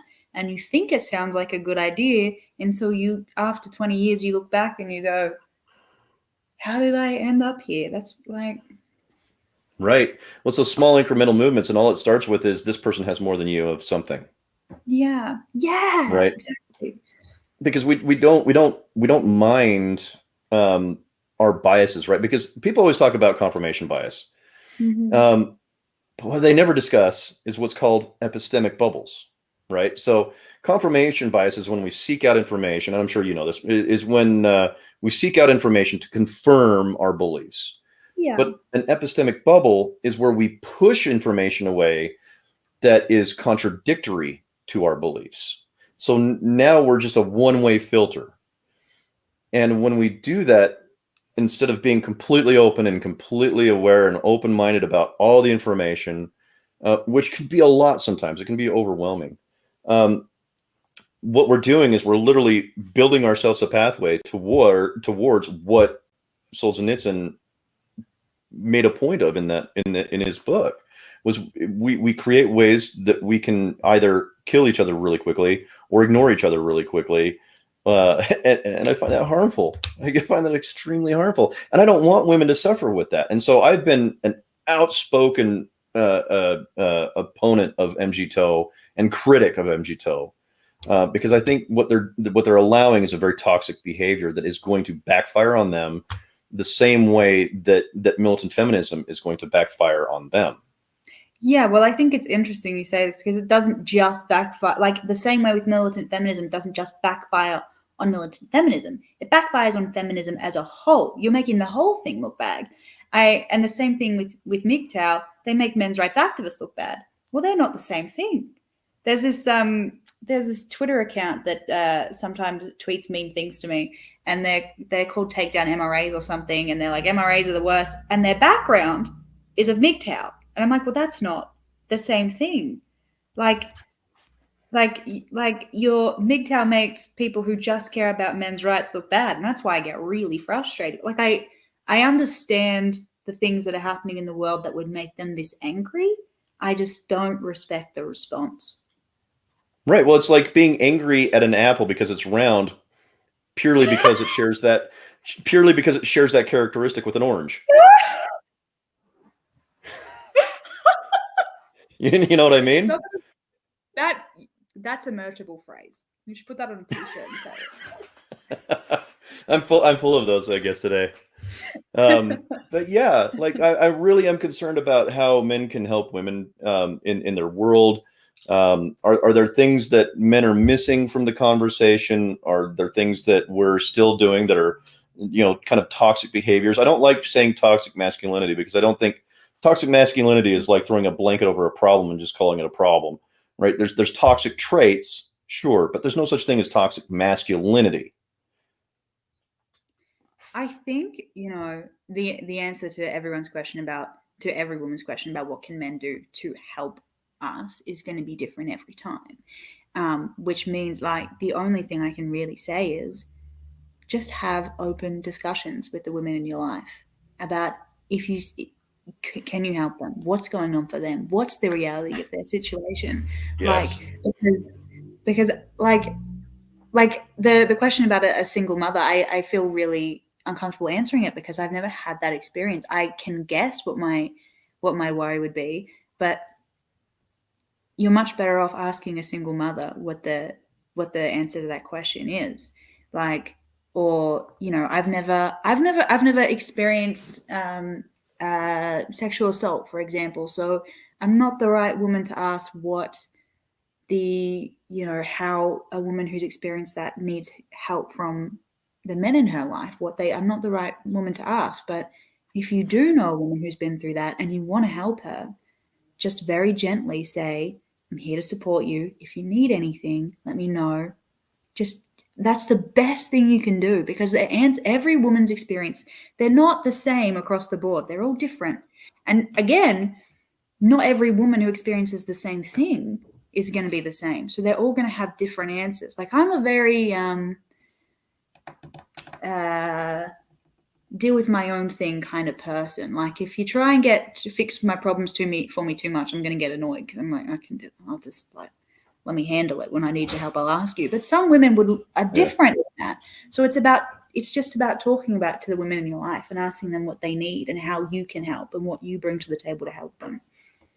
That's the best something that I notice men do, and I don't think this is a secret anymore, but men are fixers. We like to fix things, right? And so men, when your spouse or your wife or your significant other, it doesn't even matter if they're female or male or transgender or non-binary. When your partner is talking to you about their issues, right? And the first instinct that you have is like, let me tell you how to fix this problem real quick. Mm-hmm. Stop. Ask them, is this a listening conversation or is this a fixing conversation? That's huge. That's huge. So many people do this, and I'm like, I can fix my problems. Don't like you're telling me what I already know. I'm just feeling shit about it right now. I need someone. Like after this conversation, I'll go do that. I already know to do that. I just need you to like just tell me I'm okay.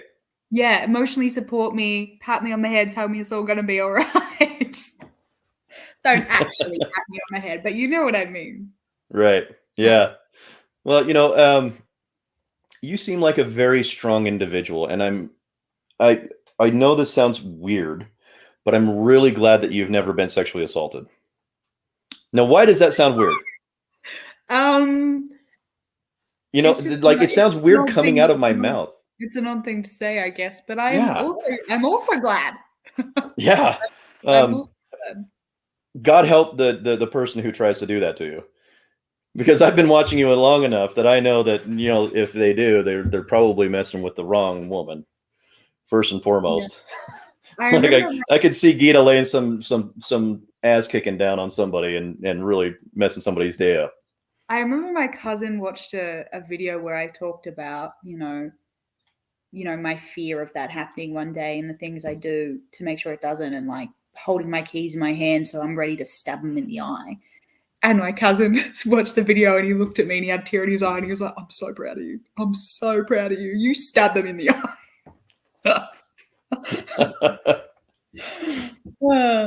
Oh man. You know what? You know, there's this old saying, weak men are afraid of strong women. And I find that weak people are afraid of strong people, I think, because yeah, I definitely get people intimidated sometimes, and it's not just men, let me tell you. But I do agree. yeah. Well, I was intimidated by you just for the simple fact that you've done so much work.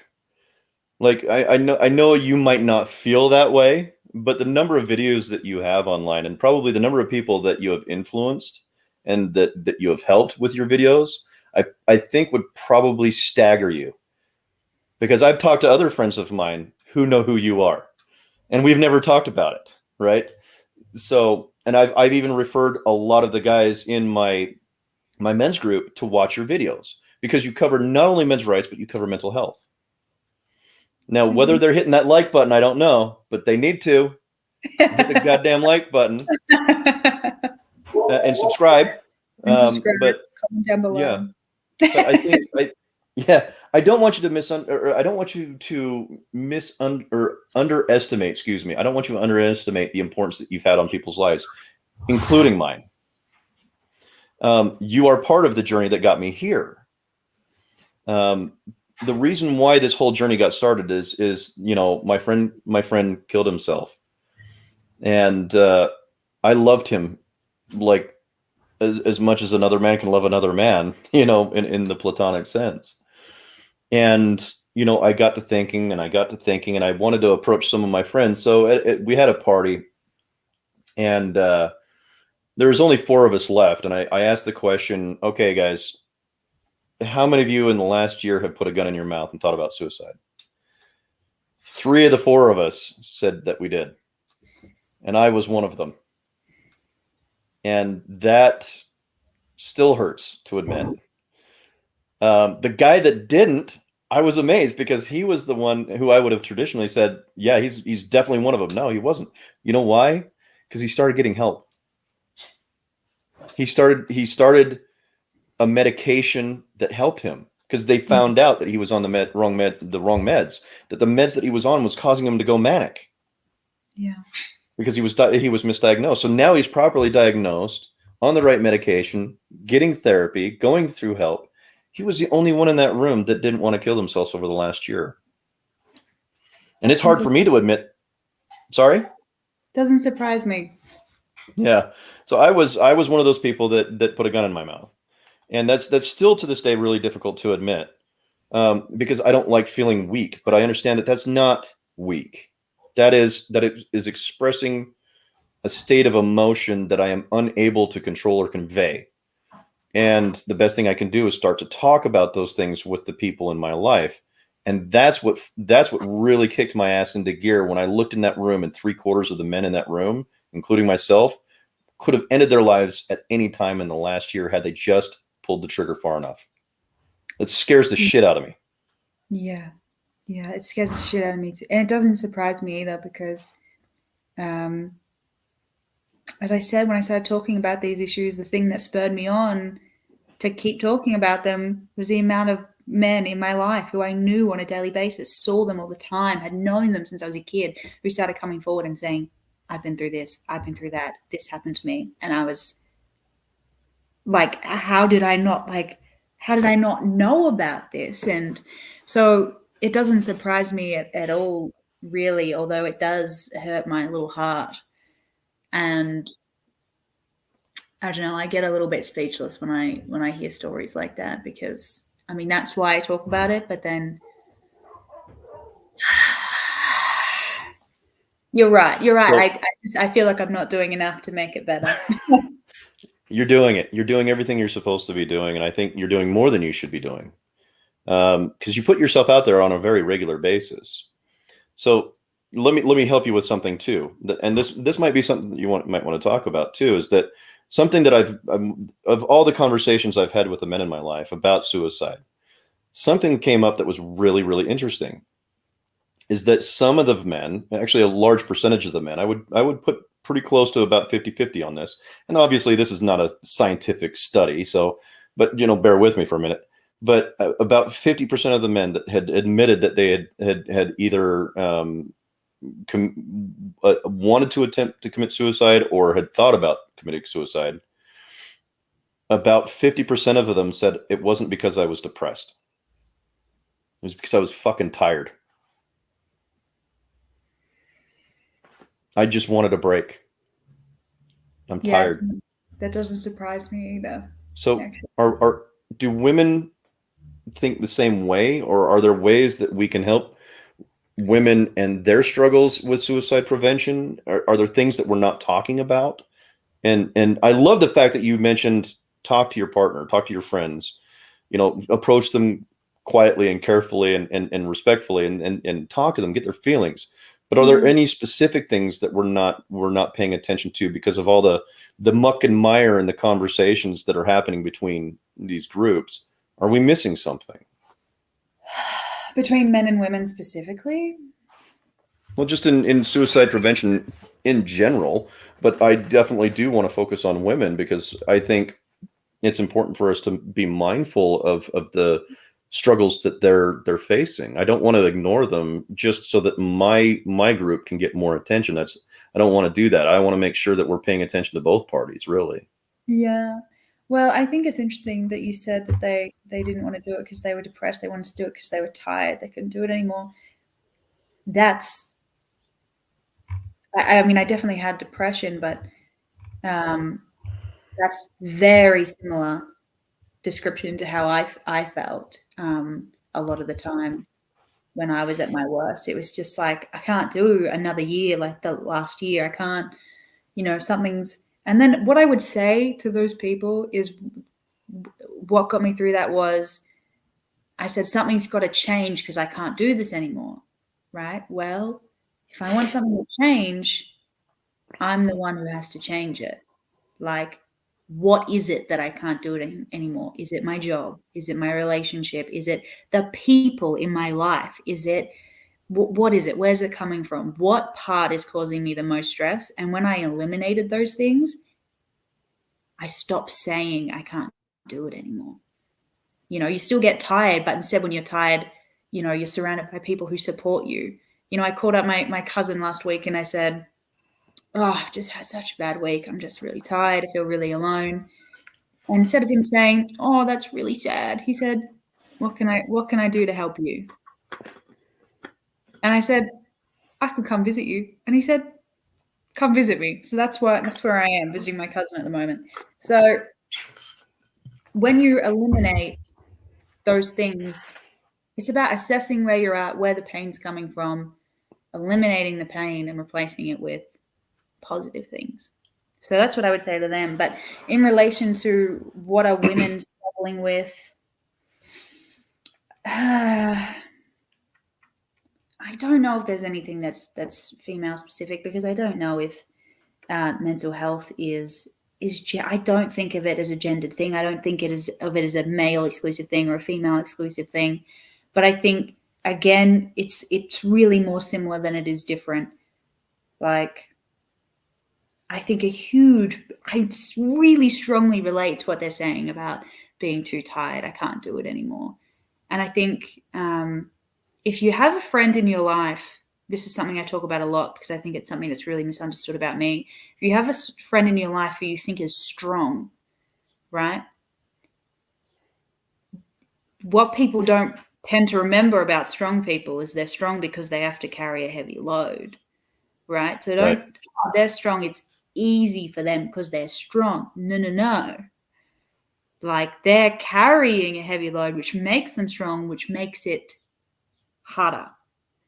Like, and What I mean, happens when they get tired? yeah, I think a lot of people think this person's strong. I can put this stress on their plate. They'll be all right. that's really not how it works. No. That's really not how it works. If they're strong, they've already got a lot of shit on their plate that they're carrying. And yeah, so I think people need to be more mindful of that. That's something I really wish people were more mindful of in my life is, yes, I'm strong, but it's because I got my own baggage that I don't have a choice about carrying. Yeah. So. You know, that's a very valid argument, because I understand that. Definitely. I sympathize with you on that. You know, the scary part is I don't want people to not come to me just because of that, though. And that kind of scares me. You know, I don't want someone to be like, I'm suicidal, but I didn't want to bother him. So I'm just going to, go pop myself, In a situation like that, it's like you have all the time. Talk to me. But it's like, it's about not taking that strength for granted. And like some things, like if it is something that you can handle, maybe just handle it. If it's serious, obviously come to us. That's what we're here for. But like when you have, it's not even one person, when you have 4 or 5 people all putting like small dramatic problems on your plate that really don't need to exist. Some things are just like, that's an easy fix. Like you don't need me to handle that for you.